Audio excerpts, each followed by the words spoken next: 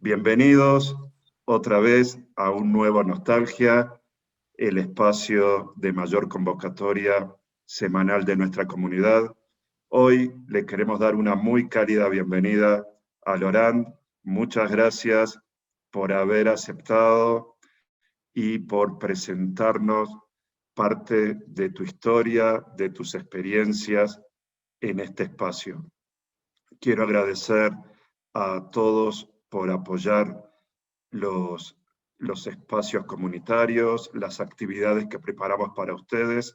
Y antes de pasarle la palabra a Lorán, quienes ayer se hayan perdido el judío diferente, les recomendamos de una manera muy especial, si está la versión grabada, para que lo vean, porque fue de muy alto nivel, algo muy emotivo, muy profesional. Después de esto, Lorán, muchos éxitos, el auditorio es tuyo. Muchísimas gracias. Muchísimas gracias a todos ustedes.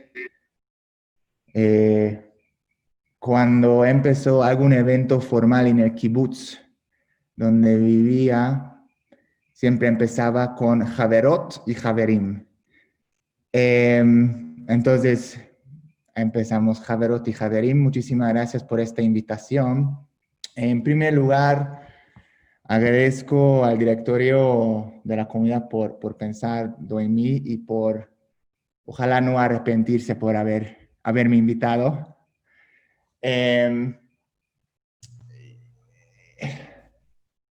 Cuando Sebastián me dijo que quisieran escuchar mi historia, dije, ¿por qué?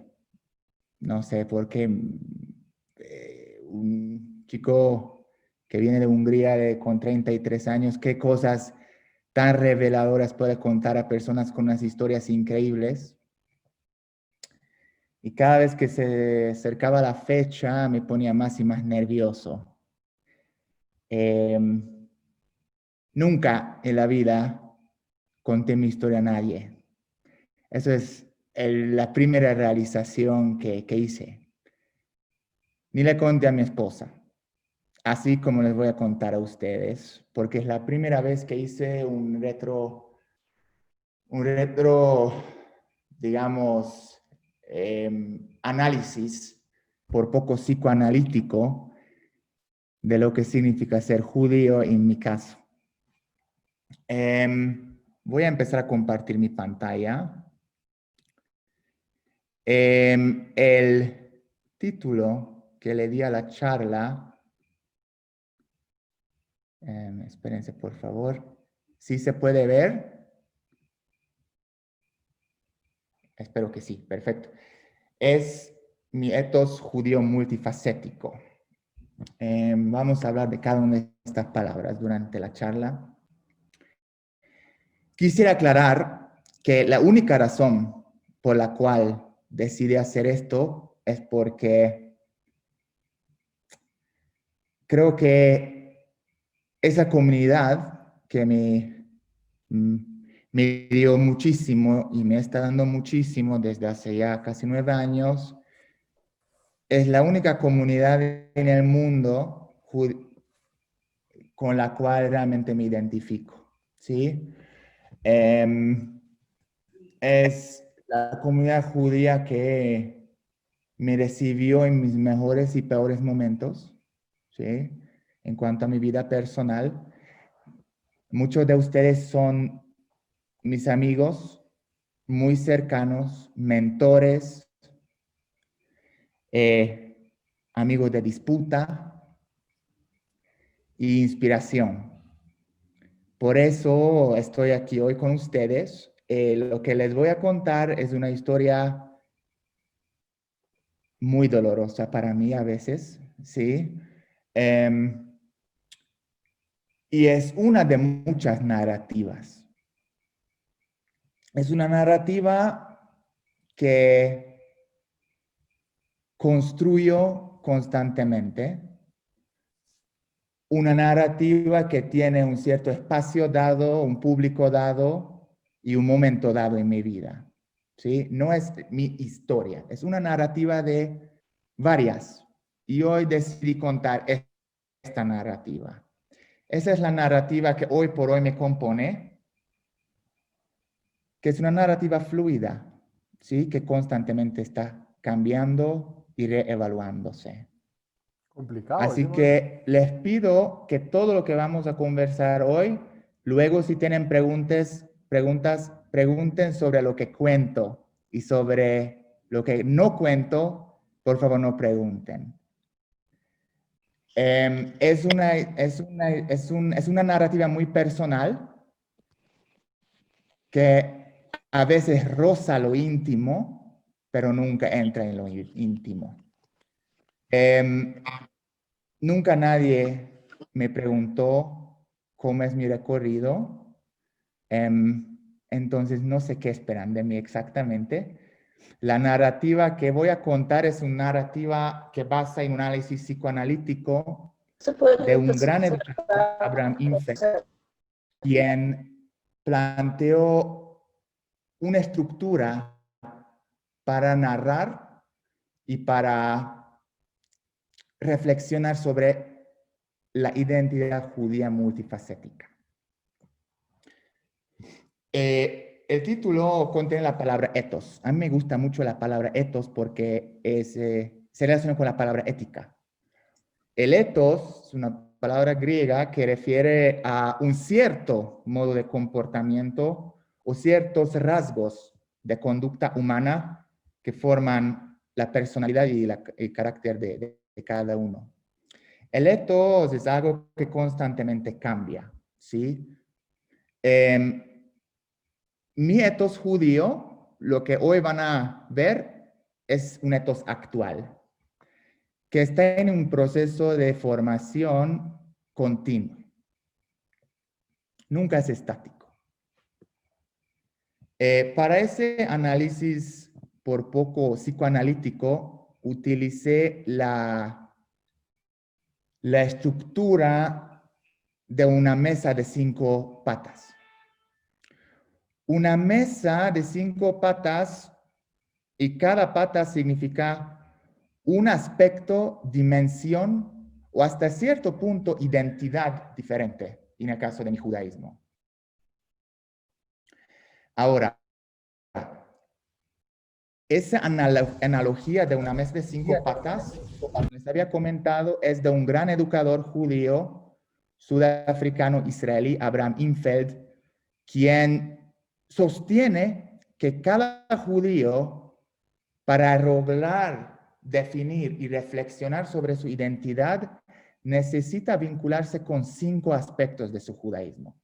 Su memoria judía individual, que se basa en lo colectivo, la historia de su familia, su vínculo con Sinai, es decir, con el Brit del pueblo judío colectivo, con el concepto de Israel, que no es necesariamente Medinat Israel, sino el concepto más abstracto de lo que es Israel, y finalmente lo que es hebreo, no tanto como idioma, sino como Yiddishkeit, ¿sí? Algo que sostiene nuestra colectividad judía a través de un idioma y todo lo que ese idioma representa como cultura y civilización. Entonces decidí utilizar esta analogía de las 5 patas y mostrarles en el caso de cada una de estas patas cómo estas dimensiones se relacionan con mi judaísmo y cómo contribuyen a una identidad multifacética fluida. Como les había comentado, la narrativa del día de hoy es una de muchas posibles narrativas. Es una narrativa que construyo, es una narrativa que me construye, y quisiera que la narrativa que hoy van a escuchar sea la narrativa como quiero que me recuerden, como quiero que me perciban en la comunidad judía del Ecuador. Si le contaría a otro público, la narrativa sería probablemente diferente.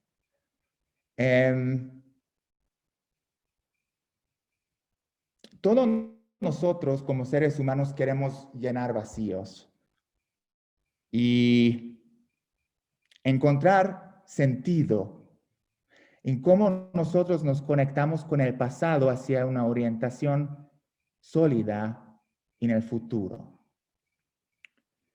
Uno de los grandes movimientos filosóficos que yo admiro mucho es el Gestalt.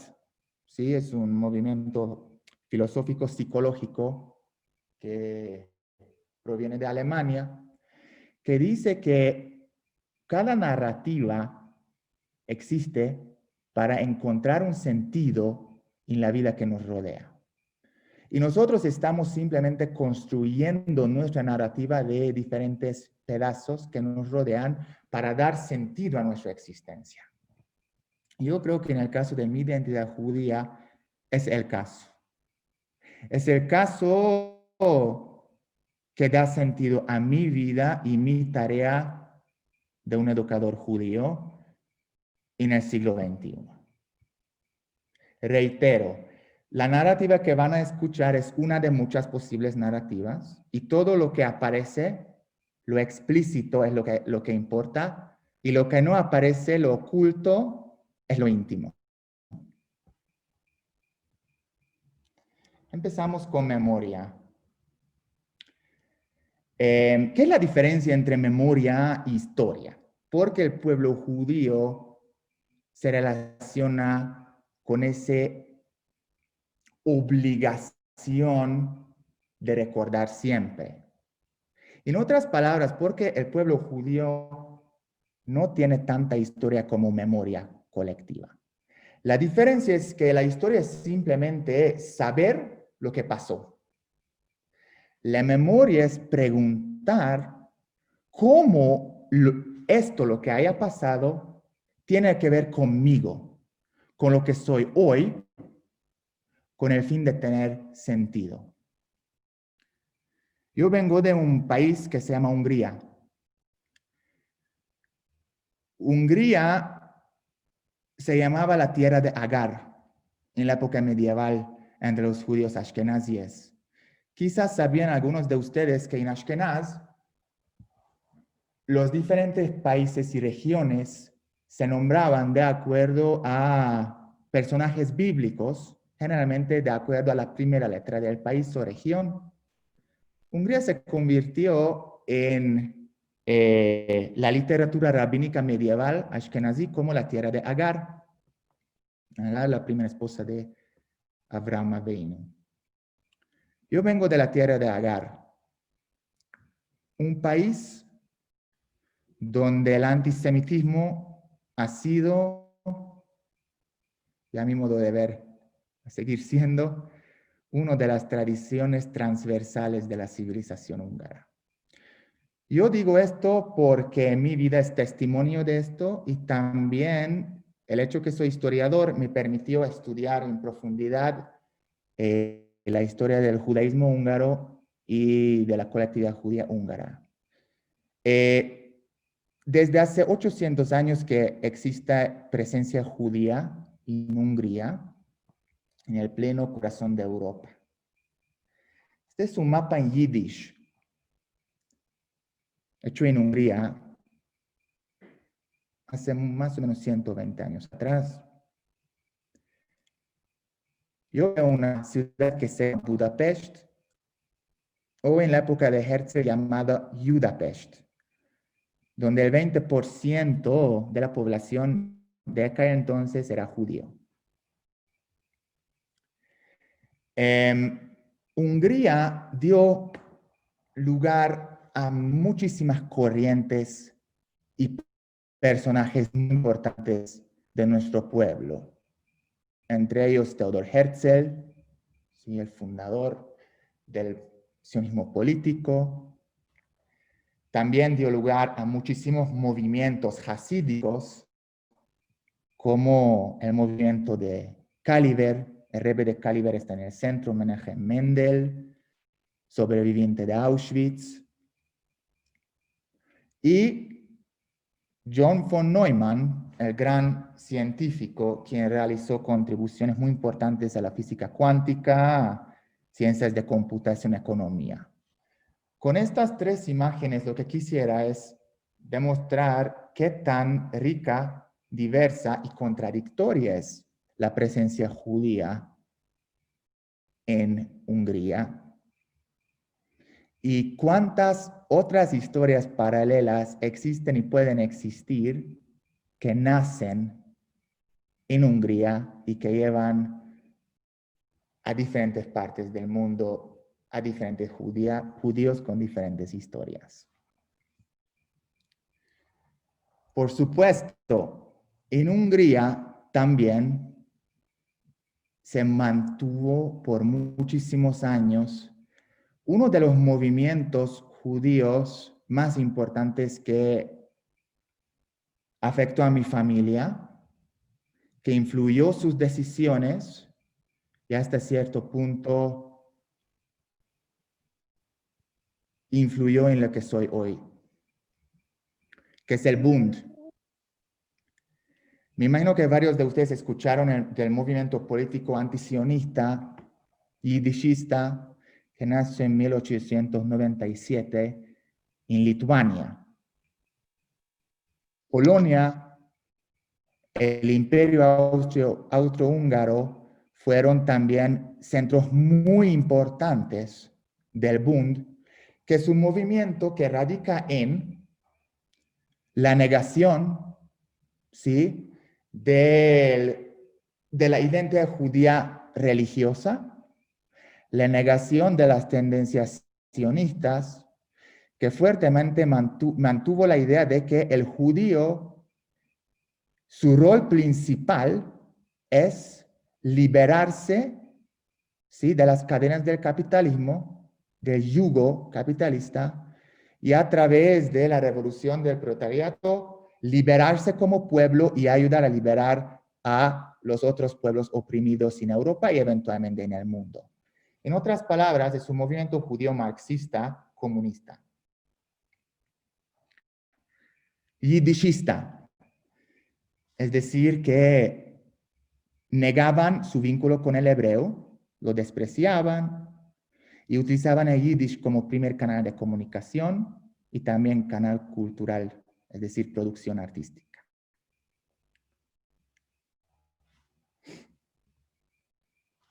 La segunda pata de esa mesa es el mishpoche, la familia. Y la historia de mi familia empieza con Karl Marx. Yo sé que hace un tiempito había un diferente judío sobre Marx, y yo personalmente pienso que la historia que se puede todavía recordar, en el caso de mi familia, empieza con Marx. Les cuento por qué. Mi lado materno viene de dos ciudades o aldeas en ese entonces diferentes. Uno es Tatabánya, que es una ciudad de aproximadamente 60 kilómetros de Budapest, y la familia materna viene de una aldea pequeña que se queda más o menos a 20 kilómetros de distancia de la tercera ciudad más grande de Hungría, que es Debrecen, de una ciudad que se llama Nagyudvar.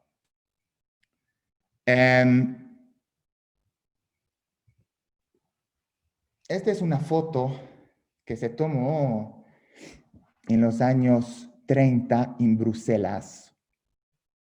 Aquí ustedes pueden ver mi bisabuelo, Yula, su esposa, Piroshka, mi bisabuela, mi abuelo, István, y sus tres hermanas. Esa foto fue tomada en Bruselas en los años 20. Mi bisabuelo, Yula, fue un refugiado judío quien salió de Hungría después de la Primera Guerra Mundial por ser budista, comunista, yiddishista, un verdadero luchador de los ideales comunistas. Después de la Primera Guerra Mundial en Hungría hubo una dictadura comunista que duró por aproximadamente 4 meses. Y no sé hasta qué punto, pero él estaba muy involucrado en ese terror rojo, como lo decían. No sé exactamente qué habrá hecho, qué no habrá hecho, pero cuando finalmente llegó un golpe del Estado nacionalista, él, junto a muchos otros comunistas, judíos y no judíos, tuvieron que escaparse de Hungría, y él encontró un asilo, ¿sí?, en Bélgica, donde en ese entonces existía un conclave comunista yiddishista, ¿sí?, judíos y no judíos, principalmente refugiados de países de la Europa del Este. Él fue herrero. Él trabajó de herrero y continúa su profesión en Bruselas. La familia no sabe exactamente dónde o cómo, pero sabemos que se conoció con mi bisabuela, Piroshka, quien también en ese entonces vivía en este conclave. De ella se sabe que su familia salió más o menos durante la misma época de Hungría, ¿sí?, judíos no practicantes, y ella se escapó de la familia y se unió a ese conclave comunista, donde nació mi abuelo István. Dicen que parezco un poco él. Su primer idioma fue húngaro y francés. Ellos lograron sobrevivir la Shoah porque en el año 39, por el hecho que uno de los grandes líderes del Bund, Szymon Zygmunt, quien es polaco, después de la invasión de Alemania nazi, ¿sí?, a Polonia y el inicio de la guerra, el líder del Bund polaco escapó a Londres y muchos de sus seguidores, y esta es mi teoría, por ende, también mi abuelo y su familia escaparon de Bélgica sabiendo que prontamente viene la invasión alemana y se fueron a vivir en un conclave comunista en Londres, donde sobreviven la Shoah. Por una razón muy rara y confusa, que ni mi mamá puede aclarar, es que por alguna razón rara, extraña, ellos deciden regresar a Hungría en el pleno invierno de 44. No se sabe por qué. Mi teoría en esa narrativa, siendo historiador, tratando de, como les había contado, llenar vacíos, supongo que regresan sabiendo que el Ejército Rojo está acercándose y finalmente van a poder entrar a una Hungría libre de nazismo, ¿sí?, que fue ocupado en marzo de 44, y una Hungría liberado de toda la ideología capitalista. Y finalmente llega el momento que todos esperaban, la liberación de los pueblos a través del comunismo.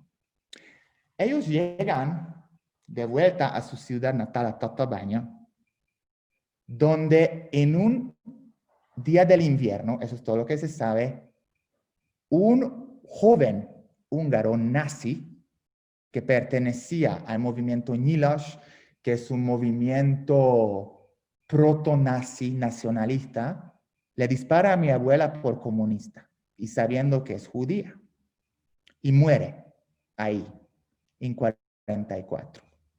Ella.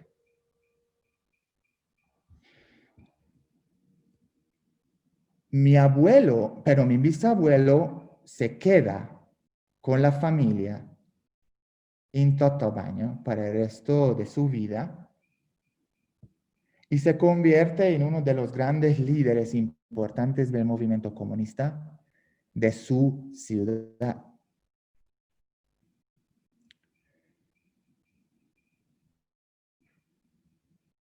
Yo por muchos años estaba muy avergonzado por esta historia, por su historia. Quizás eso tiene que ver con mi educación luterana, que les voy a contar a continuación. Logré reconciliar con su historia después, en la universidad, cuando entendí mucho mejor la historia colectiva, ¿sí?, de los judíos bundistas, y aprender a no juzgar esta historia, simplemente asimilarlo como parte de mi legado. Aquí está mi abuelo en la Plaza Roja de Moscú. Él ganó una beca a la Universidad Lomonosov en el año 47 y se fue a estudiar ingeniería mecánica en el Lomonosov. Cuando él regresó a Hungría, se convirtió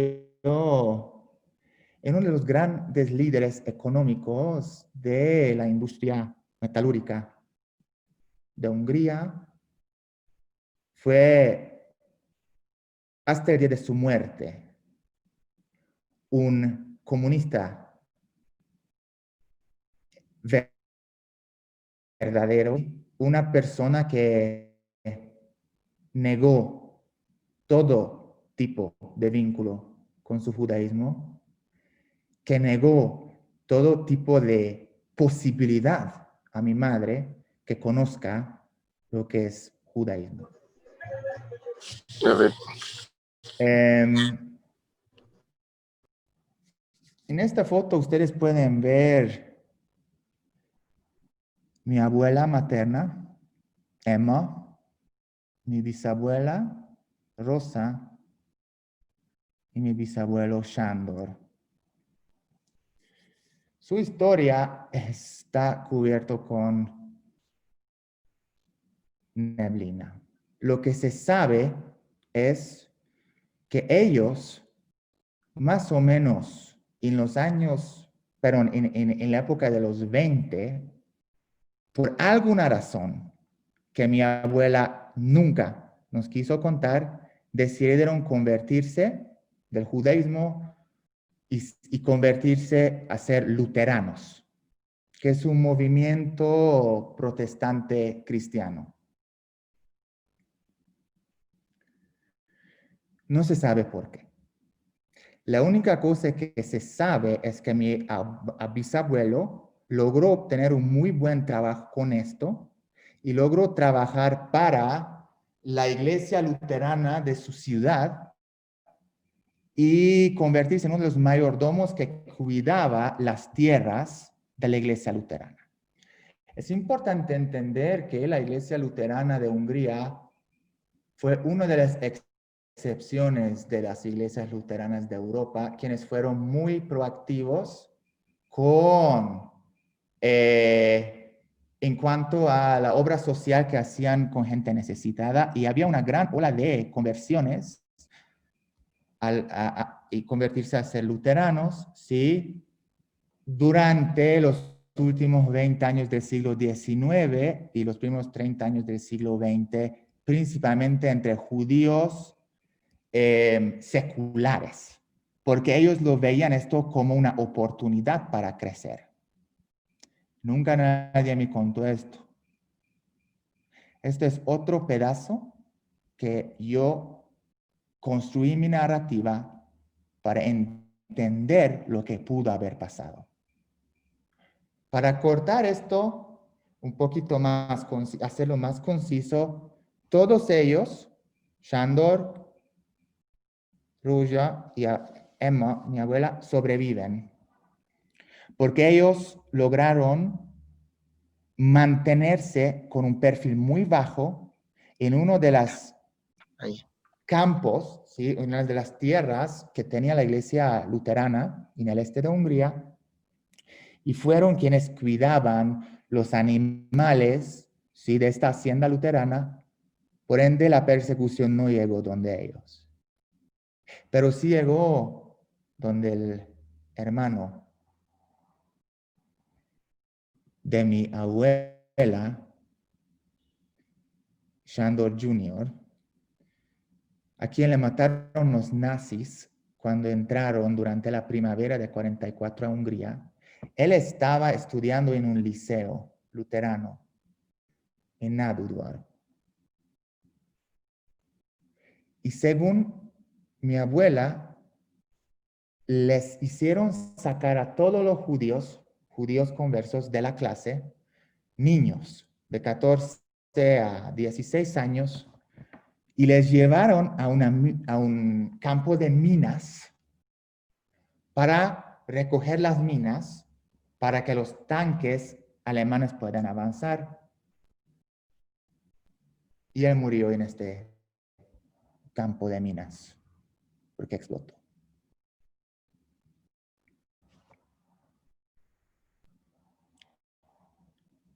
Mi abuelo István y mi abuela, cuando se conocieron, hicieron un pacto.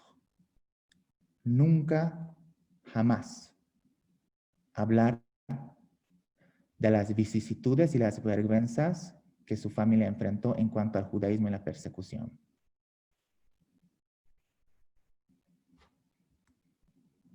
Cuando nació mi mamá,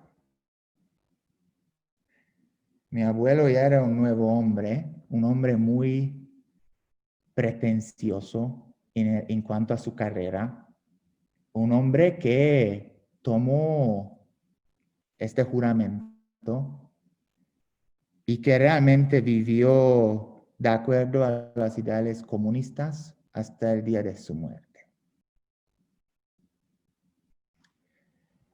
Esto soy yo. Mi abuelo murió cuando yo apenas tenía 7 años.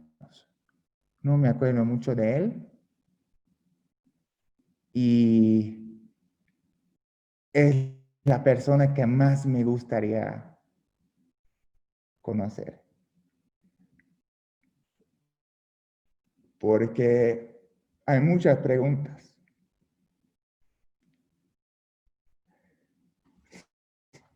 Y esa historia es lo que él realmente me podría completar para que yo la pueda entender. Porque se tomaron las decisiones. ¿Y dónde estaríamos? ¿Y dónde estaría yo si estas decisiones no se hubieran tomado? Eso soy yo. Cuando nací, no sabía que nací en una familia judía. Mi mamá nos contó que el judaísmo y la cultura judía es el pasado nuestro y que es un tema que no deberíamos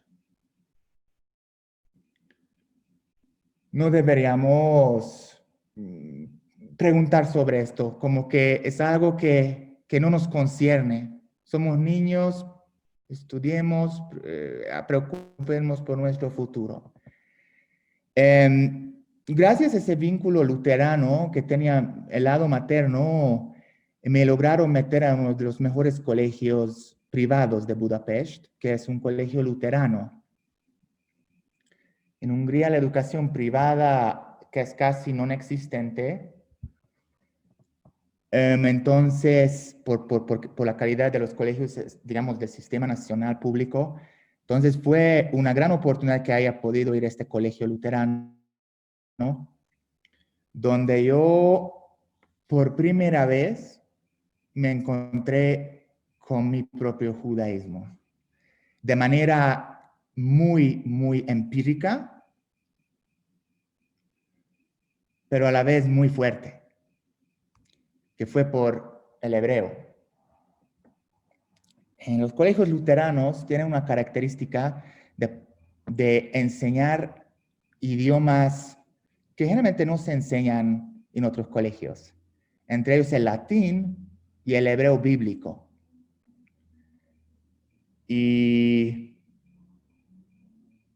yo empecé a aprender hebreo bíblico porque me interesaba muchísimo la lengua, el idioma.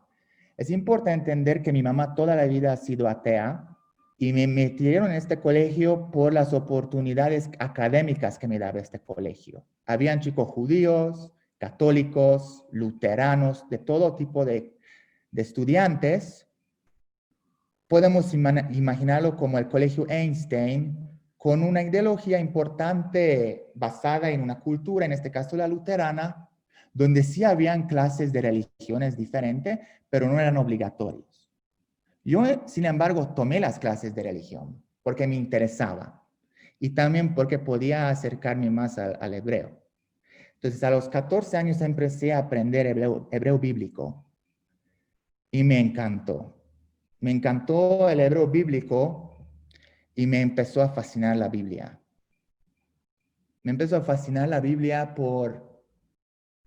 como texto, como un legado lingüístico y cultural que influyó muchísimo, ¿sí?, en la creación de lo que es la cultura occidental en general. No por cuestiones religiosas. Y el colegio que nunca trataban de, entre comillas, convertirnos a que seamos cristianos.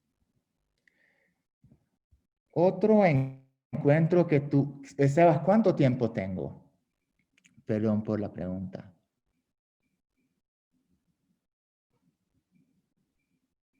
¿Cuánto tiempo dispongo todavía? Como 25 o 30 minutos. Ya, gracias. Habían 3 grandes momentos de descubrimiento muy existencial. Uno, cuando una vez le llevé a mi mamá el diario de Anne Frank, fue un libro obligatorio para leer, igual que en el colegio, Einstein. Y me impactó muchísimo la historia, que más o menos tenía la misma edad que Ana. Y fue el primer momento de choque con el legado tan conflictivo de mi judaísmo, de mi mamá. Y le mostré a mi mamá el diario. Ella es profesora, mi mamá, de literatura. Y me dijo que ella nunca logró terminar de leer este diario.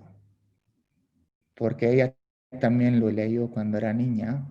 Y me dijo que si vas a leer este diario, no sé a dónde te va a llevar tu camino después de haber terminado este libro. El diario de Ana Frank para mí causó un despertar impresionante en mí, porque es la primera vez que me encontré con las razones que me inquietaban, que tenían que ver con la Shoah. En mi familia, la Shoah y el antisemitismo sistemático causó tanto daño moral, existencial, y no sabía que habían otras personas que sufrían de este también. Y con Ana me identifiqué desde el primer momento, porque entendí que no estoy solo, que la Shoah sigue persiguiendo a muchos otros chicos que están en mi colegio, que tampoco hablaron de sus historias, y que me dio fuerza para entender que hay cómo seguir indagando sobre esta cuestión. Así que llegué donde Elie Wiesel.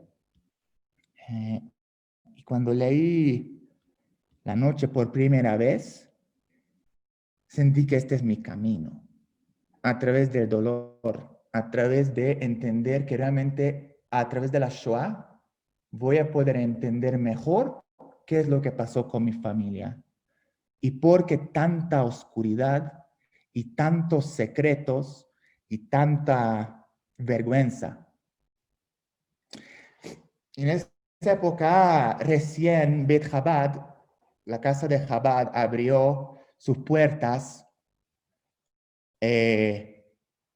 tanto a la comunidad judía de Budapest como a jóvenes que buscaban reencontrarse con su judaísmo. Interesantemente, el Bet Chabad se quedaba muy cerca de mi colegio y un día, debido a que yo aprendía hebreo ya en el colegio, simplemente entré para ver la biblioteca que tenían y me encontré con el rabino Shlomo, rabino Keves Shlomo, una persona que realmente me marcó muchísimo. Tenía 16 años aproximadamente y cuando yo estaba ahí en esta biblioteca buscando libros para leer sobre filología hebreo, filología bíblica, que les voy a contar después en caso que se trata, él se acercó a mí y me preguntó, ¿qué estás haciendo acá? Y le dije, bueno, yo estudio hebreo en el colegio luterano. Y dice, ay, ¿cómo así que estás aprendiendo hebreo? ¿Quieres ser teólogo? Y dije, nada que ver, me interesa mucho y mi familia tiene raíces judías muy fuertes y el hebreo me fascina. Eso es todo lo que le podía decir. Y me dice, ok, qué chévere. Aquí tenemos un programa para niños tal como tú, que les gusta la Biblia y que les gusta el hebreo. Aquí les podemos dar clases de hebreo moderno. ¿Escuchaste sobre el hebreo moderno? Le dije, sí, escuché, pero eso es lo que hablan en Israel. A mí no me interesa el hebreo. No importa, vente nomás. Y así me involucré con Bet Chabad, que realmente fueron mis primeros pasos hacia lo que es la religión. Mi mamá estaba con muchísimo miedo cuando le contaba esto. Muchísimo miedo. Me dijo, no puedes seguir yendo allá. Tú no puedes exponerte. No sabes lo que nos pasó en la familia. Tú no sabes las historias que a mí me contaron. Y le dije a mi mamá, entonces cuéntame. Me dijo que no te voy a contar. Pero igual me iba. Y eso me llevó a la universidad, donde me inscribí en la carrera de historia y también lo que se llama estudios judaicos. Voy a conversar con ustedes sobre este tema cuando llegamos a una otra pata, que es Israel. Según Infeld, cada judío tiene un vínculo diferente con Sinai.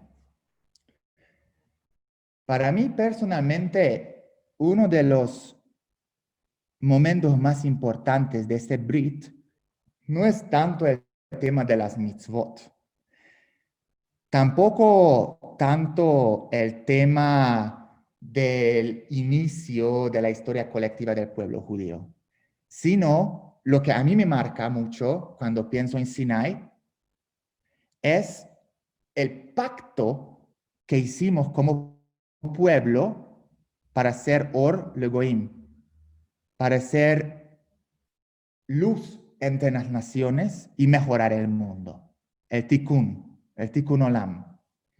Para mí es uno de los más importantes aspectos de nuestro pacto en el Har Sinai como pueblo. De realmente convertirnos en un grupo de personas quienes pueden hacer una diferencia. Y eso es lo que nos ha caracterizado desde entonces.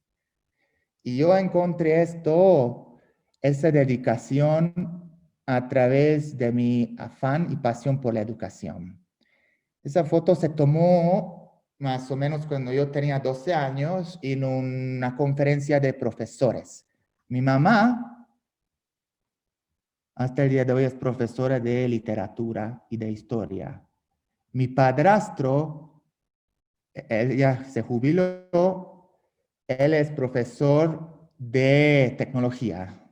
Mi hermano chiquito es biólogo y profesor universitario de biología y mi hermana es profesora de educación inicial. La educación siempre estaba presente en mi familia y personalmente yo pienso que para ser Or Legoim para realmente hacer una diferencia, el mejor camino individual para hacer acción directa y cambios directos es la educación. Entre muchos educadores para la narrativa de hoy, escogí 3 que realmente me impactaron y que quisiera que yo también pueda relacionarme con el legado de ellos. El primero es Israel Jacobson, un rabino y gran educador, uno de los contribuyentes a la creación del movimiento reformista, ¿sí? En Alemania, quien fue el primer judío que estableció colegios mixtos para judíos y cristianos. Realmente para mí, él es un gran ídolo porque entendió que la herencia judía y el legado de la civilización judía es tan universal que puede contribuir a la construcción de un mejor mundo donde la diversidad, donde la coexistencia realmente es el objetivo que sostiene la educación judía pluralista. Segundo es Mordechai Kaplan, me imagino que muchos de ustedes lo conocen. Él me impactó muchísimo por el tema de cómo él veía el rol de la cultura judía y la civilización judía en el contexto universal del desarrollo de la civilización humana. Para mí, Mordechai Kaplan realmente es aquel filósofo judío que marcó la manera como yo le veo la tarea educativa judía en el mundo de hoy, tiene que ver con la idea de cómo mostrar al mundo, judío o no judío, los valores humanísticos y éticos de la civilización judía. Y después tenemos aquí Kurt Hahn, que quizás ustedes no saben necesariamente quién es. Para mí es un tremendo educador judío, muy controversial, como los otros 2, quien fue el primer gran educador judío en el ámbito de la educación internacional, ¿sí? Una persona que estableció una cadena de colegios internacionales que se llama United World Colleges, que también entendió la importancia de elevar la educación judía a un nivel internacional, colectiva y pluralista. Vamos a seguir. Esto soy yo en Israel. Esa foto se tomó la última vez que visité con los chicos Israel el año pasado, ¿sí? Año pasado, diciendo 2019, les acompañé a los estudiantes del Colegio Einstein 7 veces a Israel en su excursión pedagógica. Como les había comentado, yo cuando me inscribí en la universidad quise convertirme en un profesor de historia y eso me llevó al Departamento de Estudios Judaicos de la Universidad en Budapest, donde después de un rato gané una beca para ir y estudiar en Israel en la Universidad de Haifa.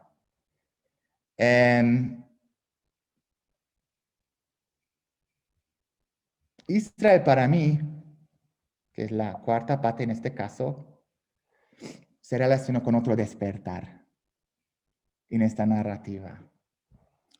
Tuve la oportunidad de estudiar estudios judaicos, historia del judaísmo moderno y del Estado de Israel en la Universidad de Haifa. Tuve ahí bastante tiempo para aprender dentro del marco de un intercambio universitario con una beca. Y la Universidad de Haifa me ayudó muchísimo a entender y conocer la otra cara de Israel.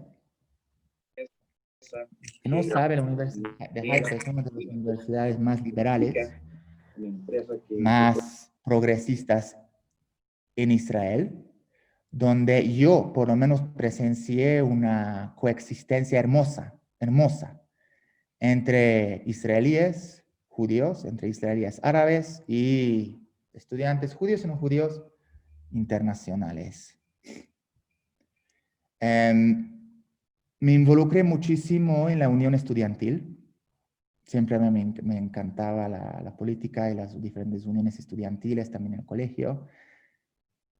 Y me encantó conocer muchísimas personas, entre ellos profesores académicos, quienes me ayudaron a entender un poquito mejor qué tan complejo es el Estado de Israel y qué tan diferentes son las percepciones sobre la existencia de ese maravilloso país.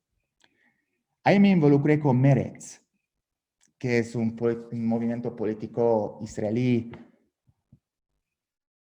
Algunos de ustedes quizá van a decir izquierda, sí es izquierda, pero más me gustó o más me apasionó su involucramiento con el tema de cambio climático, derechos LGBTQ, y el apoyo que daban a la causa de los israelíes, árabes israelíes. Hasta el día de hoy tengo algunos amigos y amistades importantes de esta universidad. También aquí conocí un poco mejor, a través de una pasantía, cómo es ser un periodista. Tuve una pasantía con Haaretz, que también me abrió muchísimo los ojos para entender mejor la sociedad tan compleja del Estado de Israel. Pausa de propaganda. Recientemente leí un excelente libro que quizás resume muy bien lo que hoy por hoy yo pienso y yo siento por el Estado de Israel. El libro se llama How to Cure a Fanatic, Amos Oz. Es uno de sus últimos libros que se publicó antes de su muerte. Les recomiendo muy fuertemente porque realmente me identifico mucho con la filosofía y la visión que tiene él sobre el Estado de Israel en este libro. Algunos me preguntaron por qué no hice aliyah antes a Israel. Yo personalmente pienso que una de las esencias del judío es ser un cosmopolitano. Y aquí me simpatizo mucho con la ideología de Hannah Arendt, quien dice que el verdadero espíritu judío nace y florece en la diáspora. Yo personalmente pienso que para mi identidad judía, la diáspora es esencial. Y ser un cosmopolitano que puede vivir en Ecuador, puede vivir en Israel, puede vivir en Europa, es esencial. Para mí es una de las características más importantes que tengo como judío, ser un judío de la diáspora, que ama Israel, pero no siento la necesidad de vivir allá porque no siento que contribuiría a mi judaísmo de la misma manera que contribuye a la diáspora. Nosotros judíos siempre estuvimos muy cerca a otros pueblos.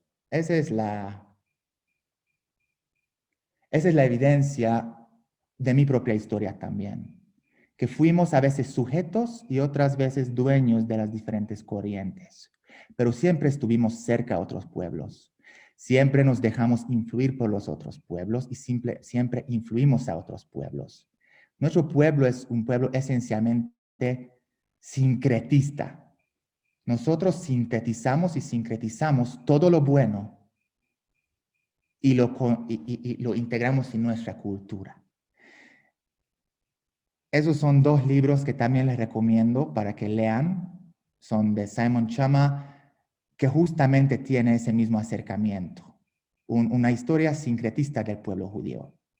¿Sí? Y yo creo personalmente que mi historia termina por hoy con el vínculo que tengo con el hebreo, que para mí sigue siendo el idioma que me acompañó desde el inicio, desde mi despertar, que realmente es el único idioma que logra reflejar qué tan único es nuestro pueblo, pero a su vez, qué tan cercanos queremos ser con los otros pueblos. Porque el Tanaj también contiene muchísimas historias y versiones del hebreo en sí, diferentes versiones de la lengua en sí, y cada una de estas historias que se encuentran desde el punto de vista lingüístico, ¿sí?, en la Tanaj, nos muestran que siempre estuvimos cerca de otros pueblos y siempre queríamos aprender de ellos con el fin de que ellos también puedan aprender de nosotros. Ese famoso dicho que sin pasado no hay futuro caracteriza mucho a nuestro idioma, ¿no es cierto? Como la palabra kedem se relaciona con kadima. Pero no sé si sabían ustedes que tanto las letras como esa idea de kedem kadima no es nuestra. Eso viene de Babilonia. Ya se aprendimos cuando fuimos exiliados después de 586, antes de la era común, y empezó el primer gran exilio del pueblo judío. Siempre hablamos nosotros de Ezra, de Nehemías y de regreso a Israel, pero nunca hablamos de los que se quedaron y por qué se quedaron. Y yo creo que es algo que a mí me inquieta mucho y que tiene que ver justamente con la esencia de mi judaísmo, que es quedarse en un lugar con el fin de contribuir mejor y aprender para integrar cosas aún más relevantes y más ricas a nuestra cultura tan sincretista y constantemente cambiante, que evoluciona con el tiempo y a mi modo de ver se adapta mejor cada vez, tanto a nuestras necesidades individuales como a las necesidades colectivas como pueblo. Aquí termino. Muchas gracias.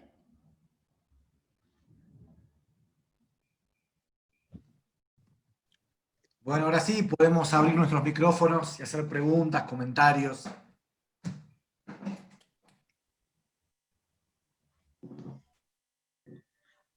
Felicitaciones, tú podrías ser mi nieto por tu edad, pero hay algo que sí quiero decirte y es que nunca ninguno debe avergonzarse de la historia familiar, porque todos tenemos historias y todos hemos tenido historias que alguien quiere tapar o que las cuenta de manera diferente o que no las cuenta.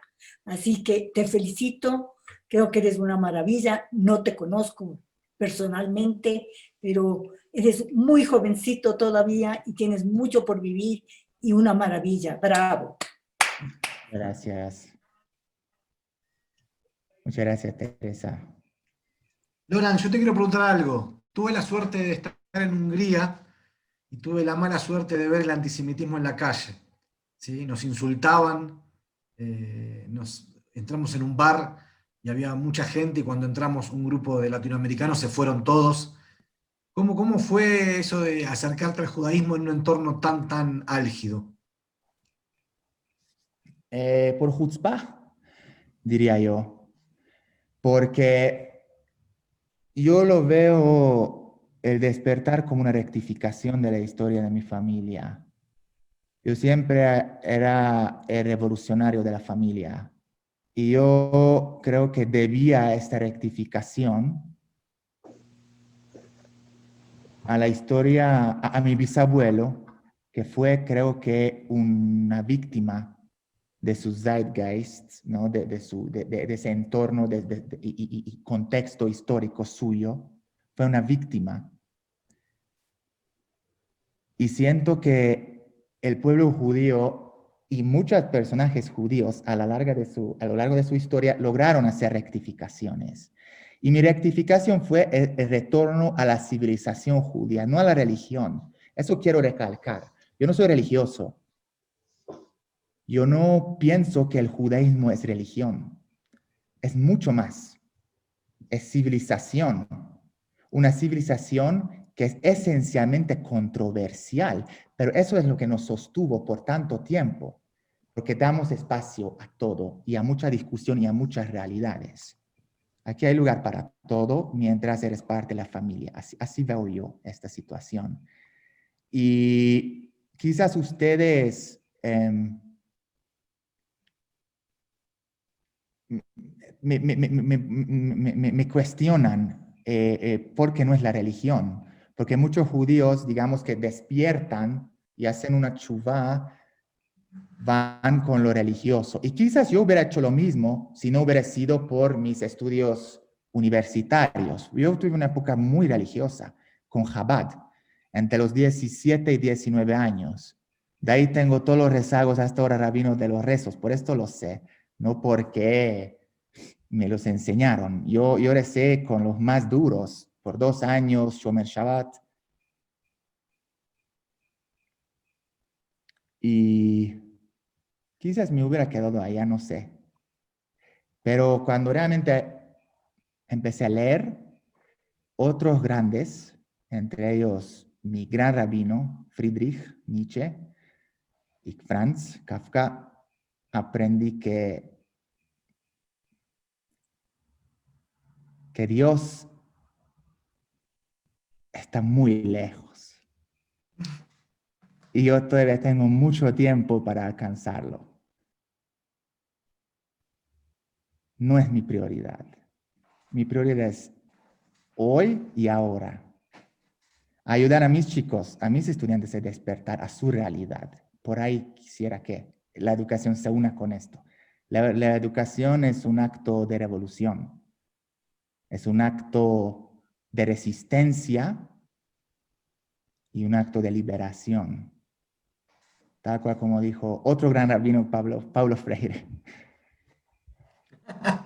Loren, yo te felicito por la charla porque ha sido muy diferente de lo que hemos oído hasta ahora.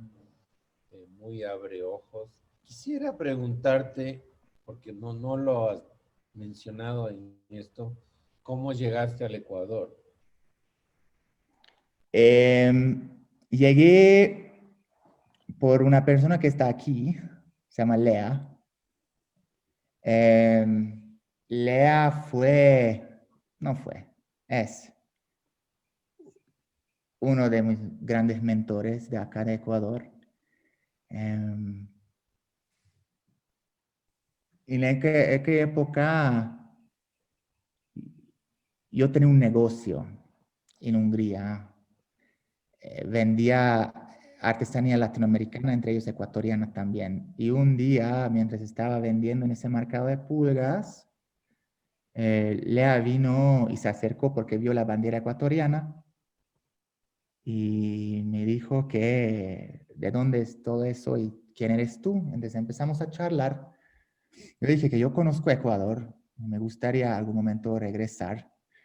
Y hay un colegio allá que me interesa muchísimo, y en esa época ya trabajaba en el Departamento de Educación del Museo Judío de Hungría, y le conté que me encantaría trabajar para este colegio. Y me dice que por pura casualidad yo soy la directora de la sección inicial. ¿Por qué no charlamos esto cuando yo vuelva al Ecuador?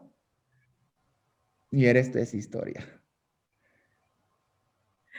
Así fue. Laurent, estoy encantada de oírte. Verdaderamente creí que conocía algunas facetas tuyas.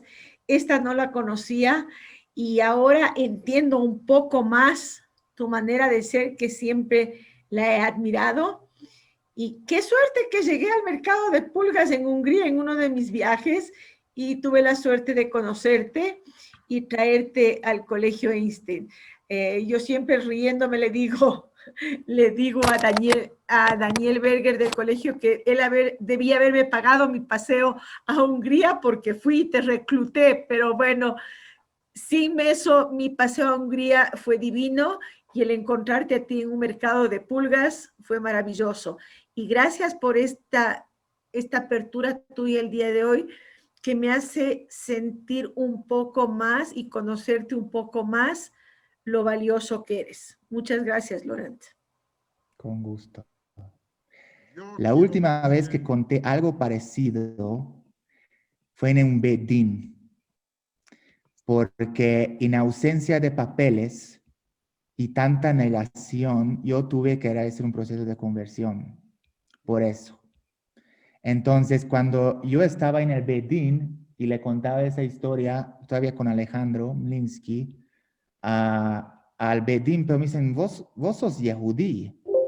¿para qué estás acá? Y les dije, porque lo debo a mí mismo.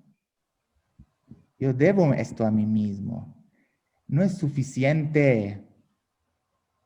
Hay que convertir la historia en Zicarón. Y eso fue mi proceso para mí. Formalizarlo.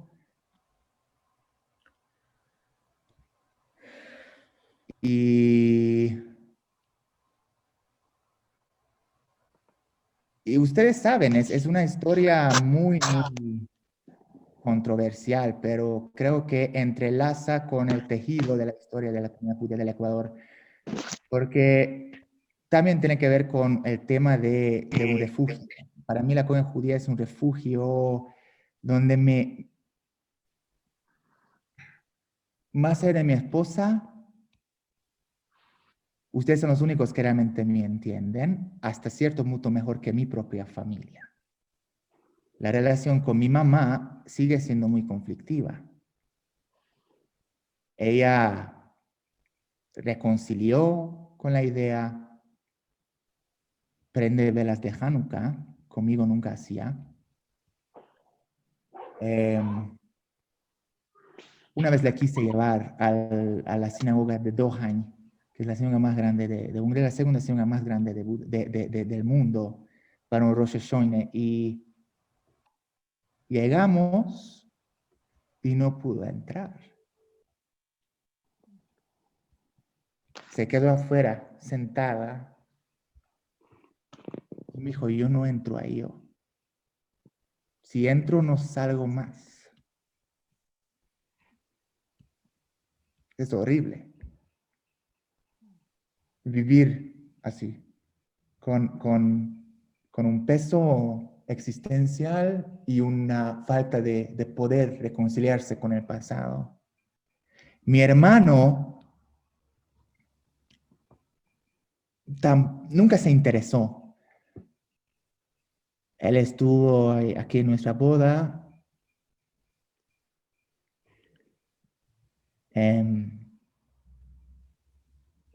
Y me dijo que a él le hubiera encantado tener una boda judía. Él nunca tuvo una boda judía. Él se casó con su pareja civil, nada más. Claro, él es ateo puro, científico. No entiende que el judaísmo no es una cuestión de lo divino. Es una cuestión esencialmente de acá y de ahora. Entonces, son cosas muy, muy interesantes para mí hablar de eso. Pablo, ¿tú querías hacer un comentario? Sí, muy interesante tu historia, Laurent.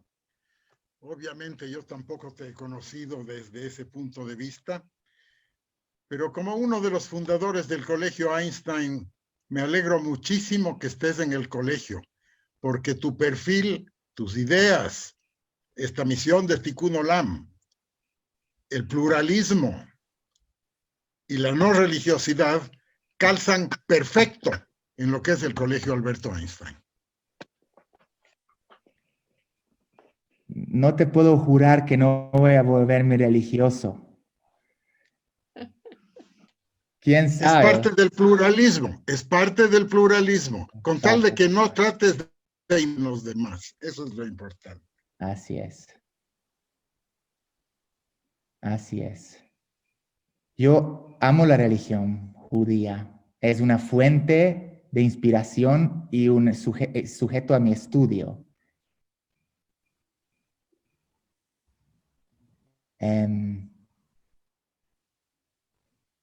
A mi modo de ver, si el pueblo judío sería un poquito más religioso,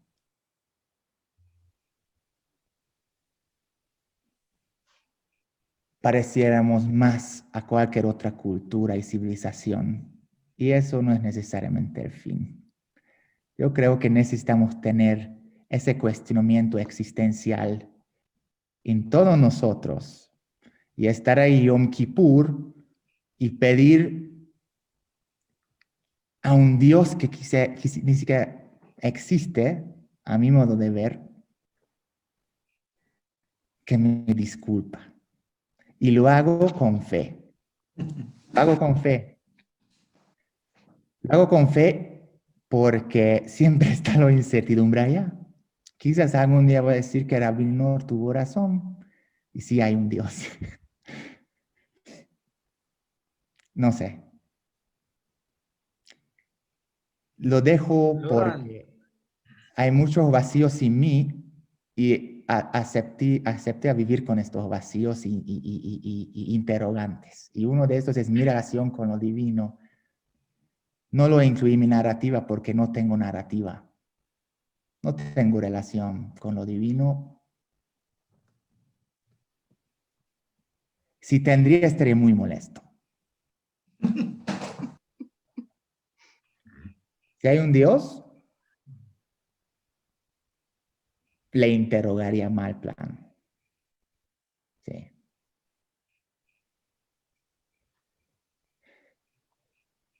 Rao, ¿vos querías decir algo? Sí,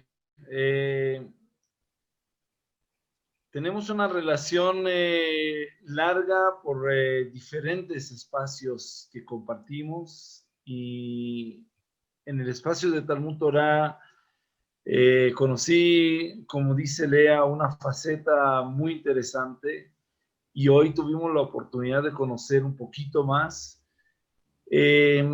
Comparto, creo que todo lo que estabas contando y me identifico mucho con tu historia, con tu forma de pensar, con esa manera de pensar todo, de analizarlo todo, no aceptar absolutamente nada como un hecho, sino pasar por un camino propio, interrogar y hacer las cosas como debe ser, como tú entiendes, y no necesariamente si es cómodo o no es cómodo.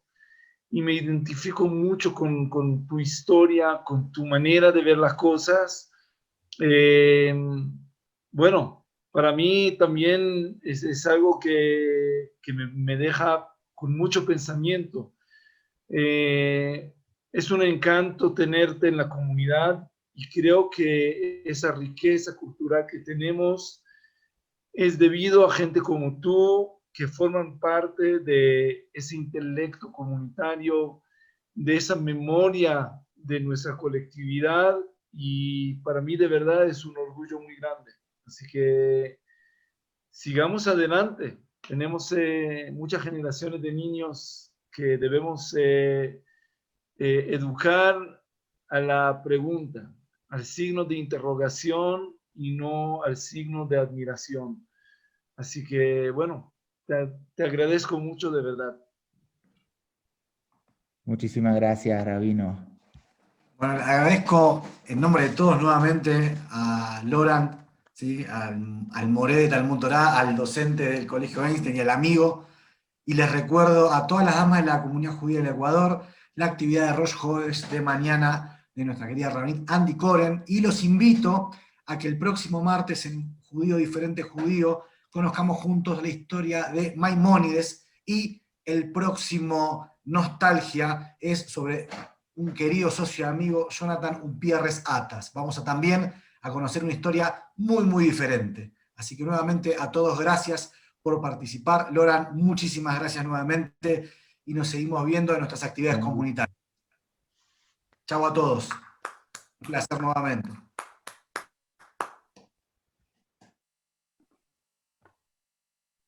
Voy ahora a cerrar este salón de chat, así Vanessa lo puede grabar, convertir y subir a nuestro YouTube comunitario también. Un abrazo para todos.